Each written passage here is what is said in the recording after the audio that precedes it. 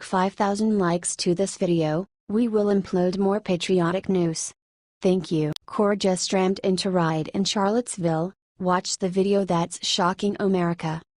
A state of emergency was declared on Saturday after fights broke out between people attending the Unite the Right rally in Charlottesville, VA. Antifa and right-wing groups battled out on the streets, according to WDSU. Then suddenly a car plowed through the Antifa groups. Several people are down. This is awful. We need to pray that everyone gets out of this okay. Thank God for the cops. Right after this, Trump immediately struck out on Twitter and said the following. Terry McAuliffe tweeted this on Saturday morning: the acts and rhetoric in Charlottesville over the past 24 hours are unacceptable. A right to speech is not right to violence. Share this everywhere, patriots. This is America. We voted for President Trump and we do not want violence on the streets. We want law and order. Stay united.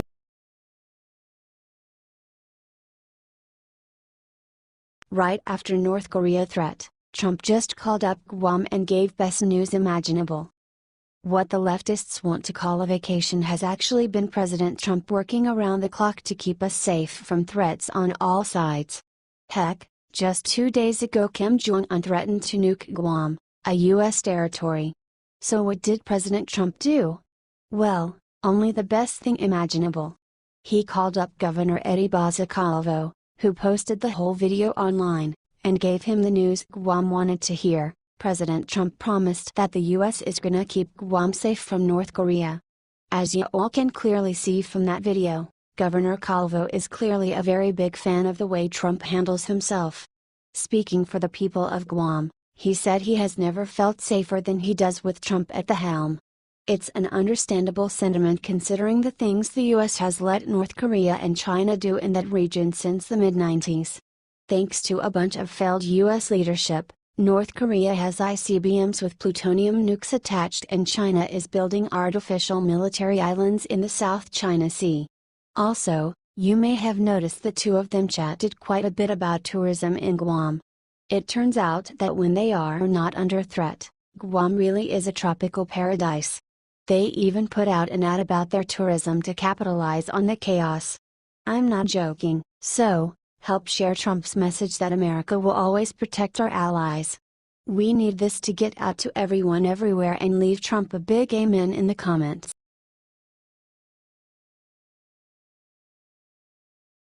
Warpath: Trump just threatened to do unthinkable to Venezuela.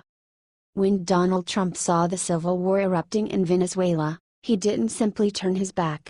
No sir, President Trump marched up to the reporters, looked into the dead center of the cameras, and declared with confidence. He is considering a possible military option to deal with Venezuela.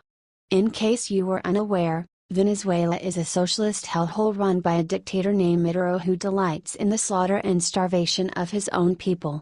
And when the reporters pried why Trump would consider military options, he said, they are close. Now, before you freak, it makes sense. We send troops to the Middle East but we cannot defend our neighbors, and stop a refugee crisis. That's ridiculous. To put the icing on the cake, the president of Venezuela actually called Trump an hour after the press conference and Trump refused to take the call. Oh, and then he made a press release from the White House about his refusal. Love him or hate him, nobody cannot say Trump is not a tough guy willing to fight for what he believes in. If you agree with Trump on Venezuela, share this out and let him know America backs our president.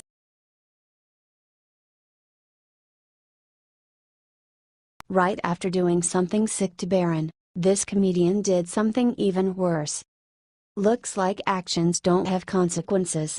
Saturday Night Live writer Katie Rich is apparently back on the job after being suspended in January for saying on Twitter that Barron, Trump, will be this country's first homeschool shooter. Critics from both sides of the aisle condemned the tweet, which she later deleted.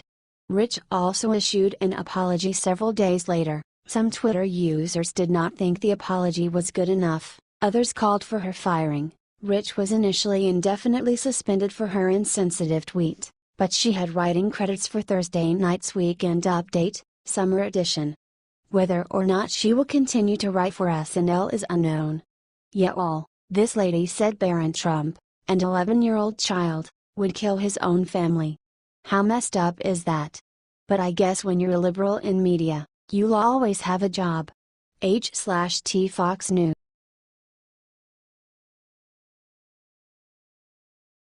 Right after Trump urged unity in Charlottesville, sicko KKK leader David Duke did something disgusting. Former KKK Grand Wizard David Duke just blasted President Trump, saying he feels attacked by the president. Violence erupted in Charlottesville, Virginia today at the Unite the Right event. The event attracted unsavory elements such as white supremacists and neo-Nazis, who clashed with counter-protesters. President Trump condemned the violence in no uncertain terms and urged unity between all Americans. This message apparently incensed former Grand Wizard Duke, however, who put the president on blast. "This guy is sick." President Trump never stood for white nationalism. President Trump has repeatedly said he would be president to all Americans. And that's exactly what he's doing right now in his quest for unity. The left is always saying that Trump supporters are white nationalist Nazis, which real supporters of the president know is not true. It's a great sign that David Duke is turning on President Trump. The president doesn't need this wacko KKK guy to give him support. He's got millions of normal, hard-working Americans who just want a better deal than the current political establishment has been giving them. The MSM will continue to call President Trump and his supporters all manner of vile things, however, and totally ignore that the white nationalist David Duke is criticizing the president. That's why we're asking you to share this 5 million times to get around them. We need to get this one out there. President Trump is not racist, and neither are his supporters. That's why we're asking you to share this 5 million times. H/T.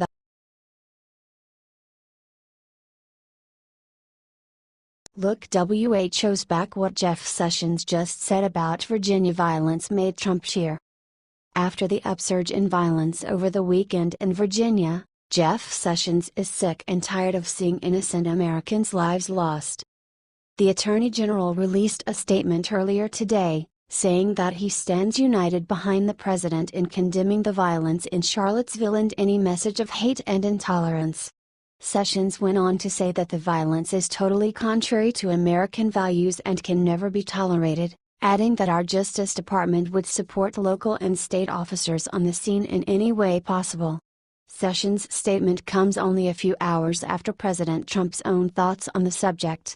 "We condemn in the strongest possible terms this egregious display of hatred, bigotry and violence on many sides, Trump said. "What do you think should be done? Make sure to let us know."